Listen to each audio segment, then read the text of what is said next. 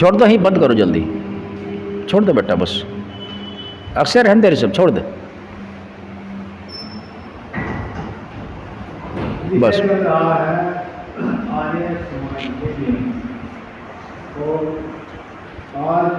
आर्य समाज का जो चौथा नियम है उसका चिंतन और मनन। बच्चे सीधे हो बैठे। आर्य समाज का चौथा नियम है सत्य को ग्रहण करना और असत्य को छोड़ने में सदा सत्य के अभी सत्य के विषय में आर्य जी ने बहुत विस्तार से भी बताया। और जो सत्य है उस सत्य को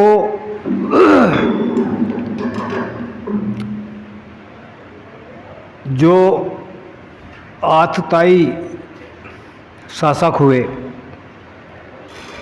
उस हमारे सत्य को नष्ट किया, अपने शासन के दबाव से। शासन उनके हाथ में आ गया। सत्य को झूठा साबित करने के लिए महाभारत से बाद में बहुत कुछ बदलाव आए। जो विद्वान थे, जो सत्य असत्य का प्रचार प्रसार कराते, सभी लोगों को उसका उपदेश कर रहे थे, उसमें समाप्त हो गए। और जो बाद में बचे,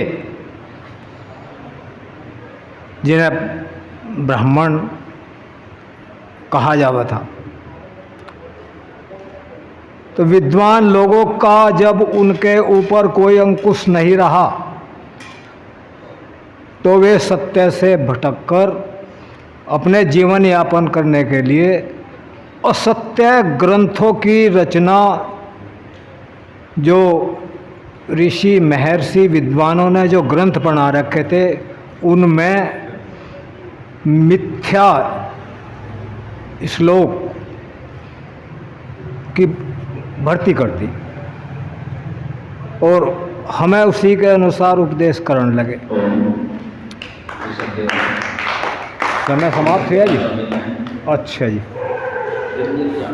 ठीक। बेटा आपको ध्यान रखना है, आपसे सुने जाएंगे और साहब ने क्या बताया। ओम। सभी ओम का उच्चारण करेंगे।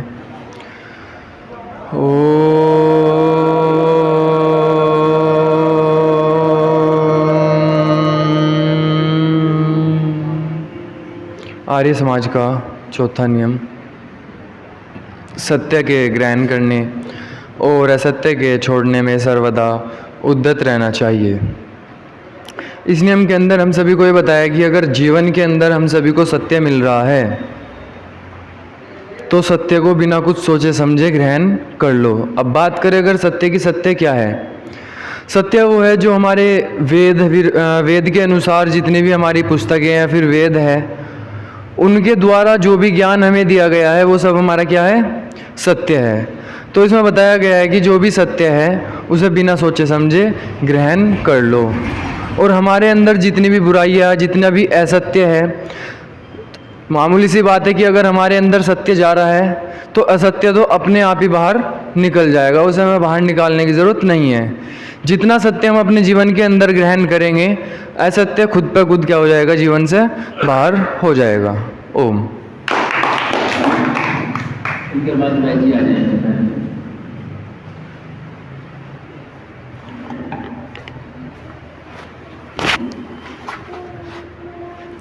ओम।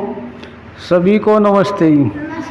आर्य समाज का चौथा नियम है सत्य के ग्रहण करने और असत्य के छोड़ने में सर्वदा उद्यत रहना चाहिए।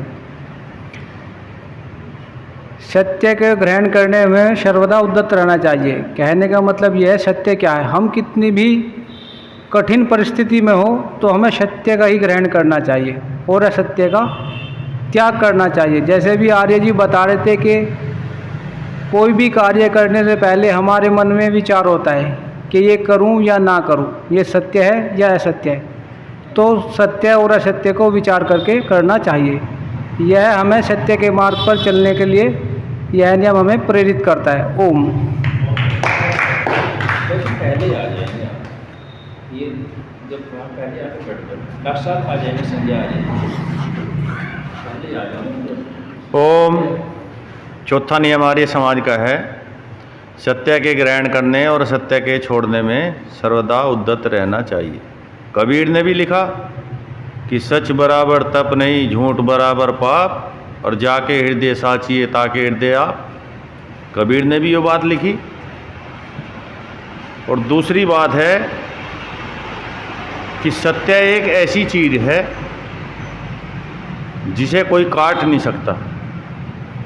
सत्य बात जो है एक ही बार कहनी पड़े, और असत्य बात जो है बार बार कहो उसे तो वो फिर भी झूठ है। ओम।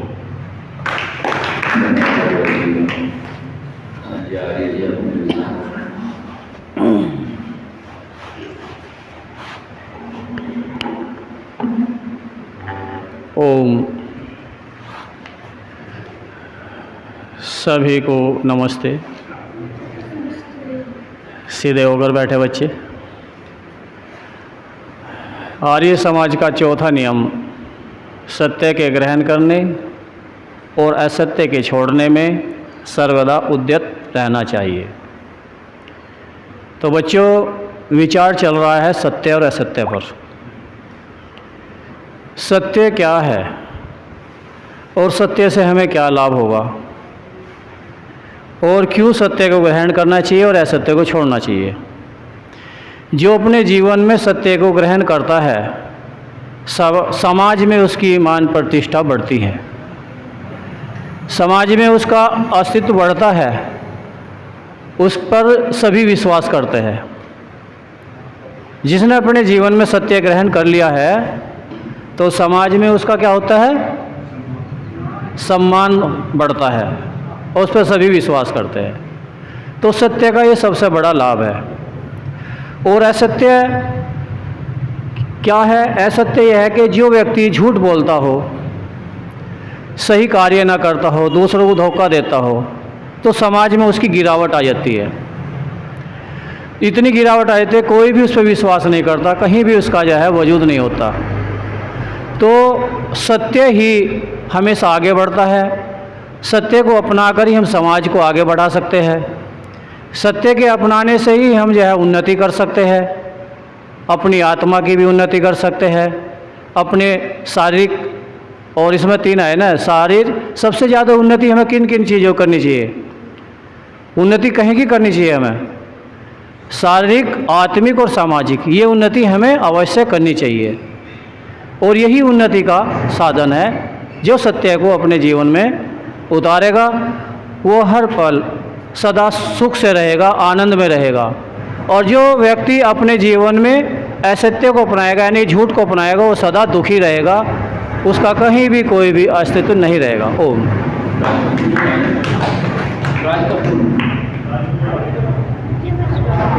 ना बैठे टेंशन, मना करती जब तक संध्या के कोई नहीं उठेगा। राज कपूर आगे रहे क्या? मास्टर असंध जी आ जाए। जब तक संध्या होगी, कहाँ जाना चाह रहे हो? हाँ? क्या करा? बारे भी बोल रहा है मामला। पता नहीं क्या कर तो आगे बैठा बस बारी रहती नहीं, सुसु करो तो ये जाना ये ना। अब तो आगे बैठा इतना मत करिए, नित्य काम सफारी हो। मना कर रखी है, संध्या के बीच में कोई नहीं उठेगा। सबसे पहले सभी परमपिता परमात्मा का नाम लेते हुए ओम की ध्वनि करेंगे।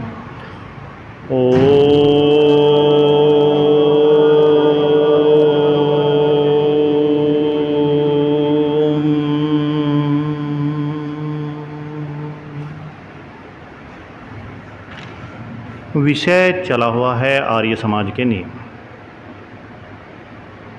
आज चौथे नियम के विषय में थोड़ा सा व्याख्यान करता हूँ। चौथा नियम है सत्य के ग्रहण करने और असत्य के छोड़ने में सर्वदा उद्यत रहना चाहिए। अब सत्य विषय बड़ा ही गूढ़ विषय है। नहीं सही है जी, अब अच्छा सत्य क्या है, ये बड़ा ही मार्मिक विषय है। हम दृष्टा होते हुए ये देख लेते हैं कि भाई ये चीज़ असत्य है, ये चीज़ सत्य है। वेदों से लगा लेते हैं कि भाई वेदों में जो कुछ चीज़ें लिखी हुई हैं वो सब सत्य हैं, परंतु जो परिवर्तित नहीं होता, जो परिवर्तित नहीं होता वो ही सत्य है। जो परिवर्तित हो रहा है वो क्या है? असत्य है। कभी एक व्यक्ति किसी रास्ते से गुजर रहा था, वहाँ पे गड्ढा था, तो उसने पूछा भाई रास्ता कैसा है? उनको भाई वहाँ पे तो गड्ढा है। कुछ नहीं, उसने मान लिया। कुछ दिनों बाद वो उधर से गुजरा तो वो निकल के आया, भाई वहाँ तो कोई गड्ढा नहीं था। तो यानी कि वो भर दिया गया होगा। तो जब उसने सुना, जब क्या था वो गड्ढा था, और बाद में परिवर्तित हो गया, क्या हो गया? भर गया। तो बात तो दोनों क्या कही गई? सत्य कही गई या असत्य कही गई? भाई जब गड्ढा था तो गड्ढा बताया गया, और जब वो गुजर के आया उसने देखा वहां जी सब प्लान है, तो तब भी वो सत्य ही है। पर लेकिन वो क्या हो गया? परिवर्तित हो गया। और जो चीज परिवर्तित हो जाती है वो सत्य नहीं है। शास्त्रों में स्पष्ट लिखा हुआ है जो चीज परिवर्तनीय है वो असत्य है। अब हमारा शरीर है, हम दृष्टा हैं। सत्य और असत्य का ज्ञान हमें कहां से हो रहा? अपने आप हम खुद देख रहे, यो चीज सत्य है, यो चीज असत्य है। ये हमारे धीरे धीरे जैसे जैसे बड़े हो रहे, अनुभव बड़े हो रहे, सीखते जा रहे हमें ज्ञान पहले कम था, अब ज्ञान जैसे बढ़ा तो हमारा बढ़ गया। पहले हम बच्चे थे, अब हम बड़े हो गए। तो ये भी क्या है? अब कोई हमें कहे भाई ये तो बच्चा था, अब बड़ा हो गया। तो जब उसने देखा जब तो बच्चा था, लेकिन अब वो बड़ा हो गया। परिवर्तनीय है दोनों परिस्थिति में, वो क्या है? लेकिन वो परिवर्तन हो रहा, इसलिए हम उसे सत्य नहीं कह सकते। सत्य वही है जो परिवर्तनीय नहीं है। सूर्य पूरब से निकल रहा, आज भी निकल रहा, 100 साल पहले भी निकल रहा था, आगे भी निकलेगा। वो क्या है? सत्य है। हमारा शरीर मिथ्या है, क्योंकि ये क्या है? बदलता रहता है। शरीर हमारा क्योंकि ये परिवर्तनीय है। पहले हम बालक थे, फिर बड़े युवावस्था में आए, फिर हम बुढ़ापे की अवस्था में चले जाएंगे, एक टाइम हम समाप्त हो जाएंगे। तो वो क्या हो गया? परिवर्तनीय है। तो सत्य यही है कि जो चीज हमारे यहाँ से परिवर्तित नहीं हो रही है इस संसार के अंतर्गत, वो ही सत्य है। तो वेदों में भी यही लिखा गया है। हम सत्य को बोलने मात्र से, या कि भाई हम सत्य बोल रहे, वो सत्य हम बोल रहे। हम एक उदाहरण देता हूं मैं। हम सो गए, सो के हम उठे, हमने कहा भाई नींद बड़ी अच्छी आई। हमें कैसे पता कि हम तो सो रहे थे? सोने के बाद आदमी अचेत हो जा, उसे तो अपनी स्थिति का नहीं पता, लेकिन वो उठने के बाद बता रहा कि भाई नींद बहुत अच्छी आई। तो यानी कि हम स्वयं ही उसके दृष्टा हैं। दृष्टा कौन है? मैं ही हूं। और मैं ही वो अनुभव कर रहा कि क्या चीज सत्य है और क्या चीज असत्य है, उसका अनुभव स्वयं कर रहा। परमपिता परमात्मा उसका अनुभव कराता रहता है। अब सत्य यही है, संसार में हमें पता ईश्वर एक है। क्या है? एक।